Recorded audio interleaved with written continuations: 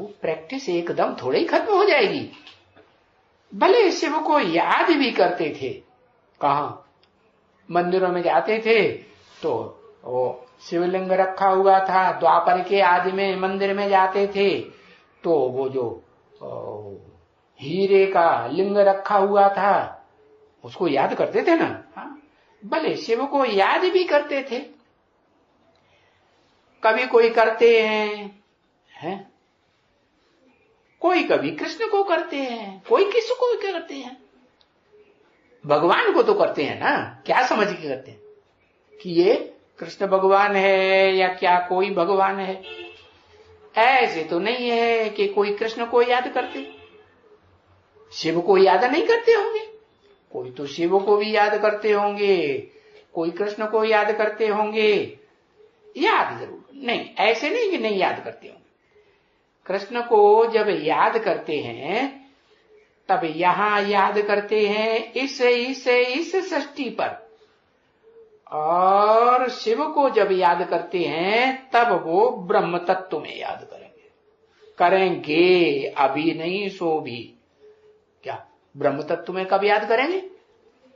जब पहचानेंगे कि वो ब्रह्म तत्व कौन है, तुरीया तत्व क्या है। तो अम्मा है, ब्रह्मा है, ब्रह्म ने बड़ी, मां माने मां है, परम ब्रह्म है।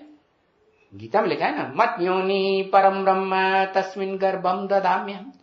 मेरी योनि रूपा माता कौन है? महत ब्रह्म।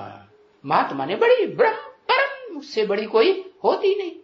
तो मैं उसमें ज्ञान का बीज डालता हूं। तो कब याद करेंगे उसे? जब पहचानेंगे तब याद करेंगे। यहां किसको भी याद नहीं कर सकेंगे। क्या कहा? हाँ, क्योंकि कृष्ण तो यहां था ना बच्ची। इस दुनिया में कृष्ण था या नहीं था? 16 कला संपूर्ण। सतयुग में भी था, त्रेता में 14 कला संपूर्ण, द्वापर में 8 कला रह गया, कलयुग में कलाहीन हो गया। तो है कि नहीं? अरे कृष्ण वाली आत्मा है। तो यहां किसको याद करना है? यहां माने संगम युग में, क्योंकि वो कृष्ण तो देहधारी था। किसको याद करना है? वो कृष्ण तो देहधारी था, इसलिए उनको कभी कोई याद नहीं कर सकते हैं। भक्ति मार्ग में तो बात ही छोड़ दियो, क्योंकि वहां तो ज्ञान है ही नहीं। भक्ति मार्ग माने भागने का। बुद्धि कभी इसके ऊपर विश्वास करती है, गुरु जी के ऊपर, कभी किसी देवता के ऊपर विश्वास करती है कि ये भगवान है, कभी किसी के ऊपर।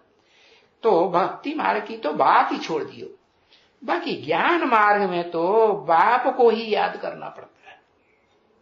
कौन से बाप को है? अरे कौन से बाप को याद करना पड़ता है? हाँ, ब्रह्मा कुमारियां कहती हैं शिव को याद करना पड़ता है। नहीं, वो तो सिर्फ बाप है। लेकिन वो शिव बाप जब तक साकार शरीर में प्रवेश न करे तो अनेक प्रकार के संबंध बन ही नहीं सकते। भगवान को तो कहते हैं तुमेव माता च पिता तुमेव बंधु च सखा तुमेव सर्वम मम देव, तुम मेरे सर्व संबंधी हो। तो सर्व संबंधी तो देह में, देह के द्वारा ही बनेंगे ना। है कि एक को सर्व संबंधी कहा जाता है, जिसको भाई कहेंगे उसको इंद्रियों का संबंध कुछ ऐसा होता है भाई भाई का, कि भाई कहेंगे तो वो भाई का संबंध, बहन कहेंगे तो बहन का संबंध, बेटी कहेंगे तो बेटी का संबंध, पत्नी कहेंगे तो पत्नी का संबंध। ऐसे थोड़े ही कि हर एक देवदारी को सबको सब एक ही संबंधी है, नहीं, अलग अलग प्रकार के अनुभव होते हैं ना। तो बताया